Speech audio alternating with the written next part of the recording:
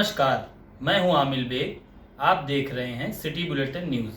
पेश हैं आज के प्रमुख समाचार। अयोध्या जनपद की कैंट पुलिस व क्राइम ब्रांच ने एक फर्जी कैप्टन को गिरफ्तार करने में बड़ी सफलता हासिल की है। मिलिट्री इंटेलिजेंस की सूचना पर पुलिस ने गिरफ्तारी की है।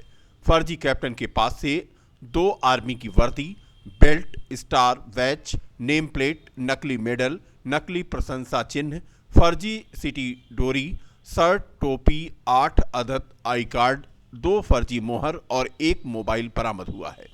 यह सफलता कैंट थाने की पुलिस ने प्रधान डाकघर के पास से फर्जी कैप्टन सोनूलाल जनपद उन्नाव के थाना भौरावा क्षेत्र के रहने वाले को गिरफ्तार कर किया है।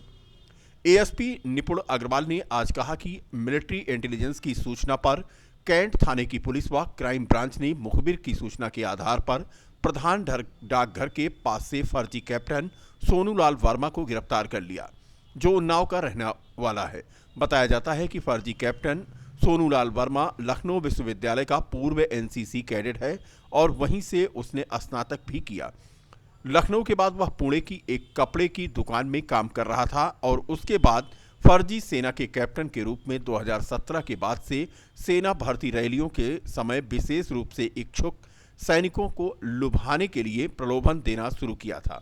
सोनूलाल वर्मा इच्छुक उम्मीदवारों को भर्ती कराने के लिए नासिक, देहरादून, बरेली, आगरा, अमेठी, लखनऊ और फैजाबाद में लोगों से धन उगाही कर नौकरी दिलाने के नाम पर झांसा देता था। माना जा रहा है कि 10 से अधिक लोगों को उसने धोखा दिया है और पैसे ऐंठे हैं। नवयुवकों के चयन के लिए प्रति युवक 7 लाख रुपए की उगाही वह करता था और उससे प्राप्त धन हो जाने के बाद मोबाइल नंबरों को डिलीट कर देता था। किसी भी इलेक्ट्रॉनिक्स डिवाइस से बचने के लिए ज़्यादातर नगद रूप में भुगतान वह लेता था। इस फर्जी कैप्टन को काफ़ी दिनों से मिलिट्री इंटेलिजेंस को तलाश थी। देखिए, जनपद अयोध्या को ये सूचना थी हमारे कैंट थाना अध्यक्ष को और एसओजी प्रभारी को कि कोई आदमी है जो कि फर्जी कैप्टन बन के इस एरिया में भ्रमणशील है। साथ ही साथ हमको मिलिट्री इंटेलिजेंस से एक सूचना मिली कि इस तरह फर्जी कैप्टन यहाँ पे घूम रहे हैं। तो हम लोगों ने इसमें आज फाइनली ये इनको यहाँ पे पोस्ट ऑफिस जो है उसके पास से सोनूलाल नाम के ये युवक पकड़े गए, जिनकी उम्र लगभग 26 वर्ष है। ये रहने वाले जनपद उन्नाव के हैं और इनके पास से एक वर्दी बरामद हुई है, 2 वर्दी बरामद हुई हैं, 6 अदद फर्जी आई कार्ड बरामद हुए हैं, फेक मेडल बरामद हुए हैं, फर्जी स्टैंप बरामद हुए हैं, मोबाइल फ़ोन बरामद हुआ है और अभियुक्त के खिलाफ धोखाधड़ी जालसाजी का मुकदमा पंजीकृत करके आगे की आवश्यक वैधानिक कार्रवाई की जा रही है। अयोध्या में श्री राम जन्मभूमि पर भव्य राम मंदिर का निर्माण शुरू हो चुका है, तो वहीं 251 मीटर की विश्व की सबसे ऊंची भगवान राम की मूर्ति लगाने की तैयारी है। वहीं दूसरी तरफ उनके सेवक हनुमान जी महाराज की भी 215 मीटर ऊंची मूर्ति लगाने की योजना बन रही है। यह मूर्ति भगवान हनुमान जी की जन्म स्थली किष्किंधा पंपापुर में लगाई जाएगी। इसके लिए श्री हनुमत राम जन्मभूमि तीर्थ क्षेत्र ट्रस्ट तैयारी कर रहा है। ट्रस्ट के अध्यक्ष स्वामी गोविंद आनंद सरस्वती ने सोमवार को श्री राम जन्मभूमि के मुख्य पुजारी आचार्य सत्येंद्र दास के आवास पर पहुंचकर पत्रकारों से वार्ता करते हुए उन्होंने कहा कि उनका ट्रस्ट हनुमान जी महाराज की जन्मस्थली किष्किंधा पंपापुर में दुनिया की सबसे ऊंची हनुमान मूर्ति, जो कि 215 फीट की होगी, बनाने जा रहा है। मूर्ति निर्माण में करीब 1200 करोड़ की लागत आएगी। इसके लिए ट्रस्ट देश भर में रथ यात्रा निकालकर चंदा एकत्र करेगा।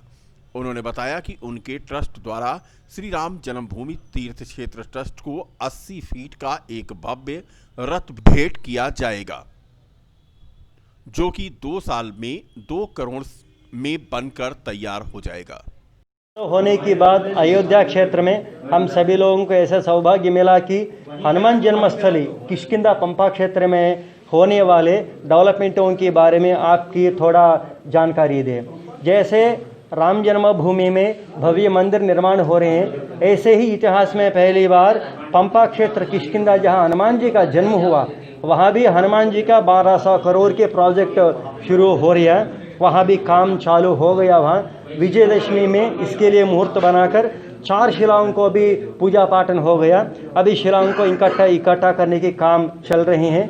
हनुमान जन्मभूमि तीर्थ क्षेत्र ट्रस्ट की तरफ से 1200 करोड़ से ये दुनिया में सबसे बड़ा हनुमान जी का 215 मीटर की मूर्ति वहाँ बनने के लिए तैयार हो रहे हैं। सभी डिज़ाइन फाइनल करके आ गया।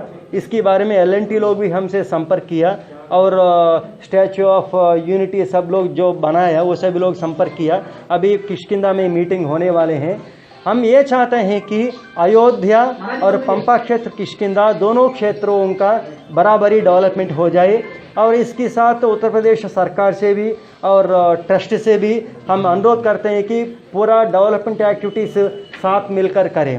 और ये भी चाहता है कि इतिहास में पहली बार एक अयोध्या में भव्य कार्यक्रम आयोजन करे। उसके लिए 2 करोड़ रुपया से राम भगवान के लिए किष्किंधा की तरफ से हनुमान जी की तरफ से एक 100 फीट की 40 फीट बेस होता है, उसके ऊपर 60 फीट का सजावट होता है। एक टेकवुड से बनाया हुआ निर्माण रथ निर्माण करके राम भगवान के लिए भेंट करना चाहता है। और जैसे यहाँ राम जन्मभूमि में मंदिर निर्माण हो रहे हैं, ऐसे ही मॉडल में भव्य तरीका से हनुमान जी की जन्मस्थली पर हनुमान जी का मंदिर भी बन रही है। रामनगरी अयोध्या में भगवान श्री राम के आगमन को लेकर शुरू हुई दीपावली की परंपरा आज भी प्रत्येक वर्ष बड़े धूमधाम के साथ मनाई जाती है। दीपावली के दूसरे दिन अन्नकूट पर्व मनाया गया। अयोध्या के मठ मंदिरों में अन्नकूट महोत्सव के आयोजन में विभिन्न प्रकार के व्यंजन बनाकर भगवान की आरती व भजन के बाद भोग लगाकर किया गया। वहीं इस वर्ष पहली बार राम जन्मभूमि परिसर के अस्थायी मंदिर में विराजमान भगवान श्री राम लला को भी 56 भोग लगाकर आरती उतारी गई। इस अन्नकूट महोत्सव का हजारों वर्षों के बाद पहला मौका है जब भगवान श्री रामलला सुंदर भवन में बैठकर 56 प्रकार के व्यंजनों का भोग ग्रहण करते हैं। पुराणों में ऐसी मान्यता है कि भगवान 14 बरस का वनवास पूरा कर जब अयोध्या पहुंचे तो उनके लिए अयोध्या वासियों ने दिवाली मनाई थी। दिवाली के दूसरे दिन अयोध्या वासियों ने उन्हें 56 प्रकार के व्यंजनों का भोग लगाया। तब से यह परंपरा चली आ रही है। जी, आज अन्नकूट है और ये दीपावली के दूसरे दिन होता है और यहाँ विगत वर्षों की भांति हर वर्ष बहुत ही अच्छे तरीके से अन्नकूट का कार्यक्रम मनाया जाता है। हनुमान जी के कार्यक्रम में यहाँ 200-250 प्रकार के जो है व्यंजनों का निर्माण होता है और तरह तरह के पकवान मिठाइयाँ यहाँ भोग लगाई जाती हैं। अयोध्या स्थित कोसले सदन मंदिर में 156 प्रकार के व्यंजनों का भोग लगाया गया। जगत गुरु वासुदेवाचार्य विद्या भास्कर स्वामी जी महाराज के निर्देशन में यहाँ पर अन्नकूट का पर्व मनाया गया। इस मौके पर उनके शिष्य मौजूद थे। बता दें कि दीपावली के दूसरे दिन अन्नकूट पर्व मनाया जाता है। अयोध्या के मठ मंदिरों में अन्नकूट महोत्सव के आयोजन में विभिन्न प्रकार के व्यंजन बनाकर भगवान की आरती व भजन के बाद भोग लगाया जाता है। विभिन्न मंदिरों में उत्साह का माहौल और उत्सव जैसी स्थिति रहती है। 56 प्रकार का भोग, 156 प्रकार का भोग, तो कहीं कहीं पर गाजे बाजे के साथ भगवान की स्तुति की जाती है। अयोध्या के राम वल्लभा कुंज में भी अन्नकूट का महोत्सव मनाया गया। उत्तम भगवान श्री राम वन यात्रा पूरी करके श्री धाम अयोध्या आते हैं। उसमें दीप पर्व मनाया जाता है। दीपावली जो पूरे विश्व में मनाई जाती है, सनातन धर्मावलंबी जहाँ भी हैं तो दीपोत्सव मनाते हैं। पूरे विश्व की निगाहें इस अयोध्या की दीपावली पर रहती है, जो कि ऐसे परंपरागत जो दीपोत्सव है उसके एक दिन पूर्व, क्योंकि उस दिन दीपावली सबके घरों में होती है, सारे लोग व्यस्त होते हैं, तो एक दिन पूर्व ही मनाई जाती है। वो दीपोत्सव मनाई गई, परंपरागत दीपावली मनाई गई। उसके बाद अन्नकूट का उत्सव होता है। प्रतिपदा को उदया तिथि के अनुसार आज 11:30 बजे कल से लगी प्रतिपदा, तो उदया तिथि में आज थी, इसलिए अपने आश्रम में श्री राम वल्लभा कुंज में आज अन्नकूट का उत्सव मनाया गया। ठाकुर जी हमारे विश्वम्भर हैं और पूरे विश्व का जड़ चेतन का भरण पोषण करने वाले हैं। उनको कोई अर्पित कुछ नहीं कर सकता, लेकिन भगवान को भक्त जो हैं वो भावपूर्वक तमाम प्रकार के व्यंजन 56 तो कहने की बात होती है, लेकिन होते हैं अधिक, और भगवान को अर्पित करते हैं। वन में ये माना जाता है कि ठाकुर जी हमारे कष्ट सहे हैं, फल मूल खा के रहे हैं। ऐसे तो सारे द्वंद्वों से अतीत हैं, लेकिन फिर भी भक्तों का भाव होता है। उस भाव के अनुरूप आज अन्नकूट उत्सव मनाया गया।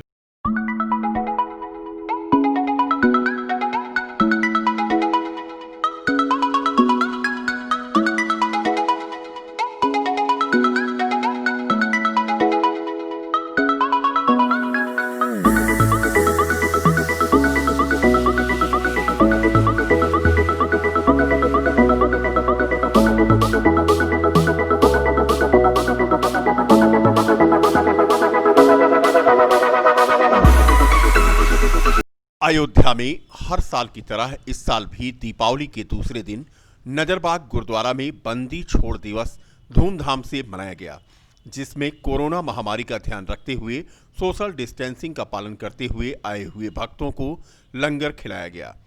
नगरबाग गुरुद्वारा के सेवक नवनीत सिंह ने बताया कि प्रभु की कृपा से संत बाबा राम सिंह जी की सरपरस्ती में हर वर्ष की भांति इस वर्ष भी श्रद्धा और भक्ति से महान गुरुमत समागम मनाया गया है, जिसमें कोविड-19 की वजह से गुरुद्वारा परिसर में ही बंदी छोड़ दिवस का आयोजन किया गया। अमर शहीद बाबा दीप सिंह जी का शहीदी दिवस और उन्हें कोटसह नमन करते हुए गुरुवार के अमृतमयी कीर्तन व विचारों का भाव आए हुए श्रद्धालुओं को भगवान राम की पावन नगरी अयोध्या में गुरु नानक देव जी व गुरु गोविंद सिंह देव जी की चरण रज प्राप्त कर ऐतिहासिक गुरुद्वारा नजरबाग में भक्ति, अध्यात्म व सेवा का अद्भुत दृश्य का अनुभव हुआ। करताल से आए संत बाबा अमरजीत सिंह भोला जी, जत्थेदार बाबा महेंद्र सिंह जी के प्रबंधन में महान गुरुमत समागम सफलतापूर्वक संपन्न हुआ। सभी देशवासियों को दीपावली की शुभकामनाएं देते हुए बहुत बहुत बधाई देता हूं। गुरुद्वारा नजरबाग और जत्थेदार बाबा महेंद्र सिंह जी जो यहाँ के मुखी संत हैं व समूह सेवादारों की ओर से सभी देशवासियों को दीपावली की बहुत बहुत बेअंत बधाइयाँ, शुभकामनाएं। आज का ये कार्यक्रम हमारे 6वें गुरु हरगोबिंद साहिब जी महाराज, जिन्होंने ग्वालियर से 52 हिंदू पहाड़ी राजाओं को औरंगजेब की कैद से रिहा कराया था, और उसके बाद वो जब गोल्डन टेम्पल जिसे हम कहते हैं स्वर्ण मंदिर दरबार साहिब पहुँचे, तो वो आज ही के दिन यानी कि दिवाली के दिन पहुँचे थे, जिस उपलक्ष्य में समूह सिख जगत इस दिन को बंदी छोड़ दिवस के रूप में मनाता है। थाना कैंट के कंपनी गार्डन में एक लखनऊ की टोयोटा कार ने मोटरसाइकिल सवार युवक व एक बच्चे को टक्कर मारते हुए पलट गई। सूचना मिलने पर मौके पर पहुंचे चौकी प्रभारी हसनू कटरा संदीप कुमार त्रिपाठी ने सरकारी वाहन के जरिए घायल बच्चे व युवक को जिला चिकित्सालय पहुंचाया, जहां ड्यूटी पर तैनात डॉक्टर ने बच्चे की हालत नाजुक देख लखनऊ रेफर कर दिया। मौके पर पहुंचे कोतवाल कैंट ने क्रेन के जरिए पलटी कार को सीधा करवाया व ड्राइवर को अपनी कस्टडी में लिया और घायलों में सत्यम पुत्र चुन्नूलाल निषाद उम्र 10 वर्ष और दूसरे सुरेंद्र निषाद पुत्र स्वर्गीय जगदीश निषाद उम्र 26 वर्ष निवासी गुप्तार घाट बताए गए। पकड़े गए ड्राइवर के खिलाफ कैंट पुलिस ने विधिक कार्रवाई की है। आज के लिए बस इतना ही। कल फिर मिलेंगे इसी समय इसी चैनल पर। तब तक के लिए नमस्कार।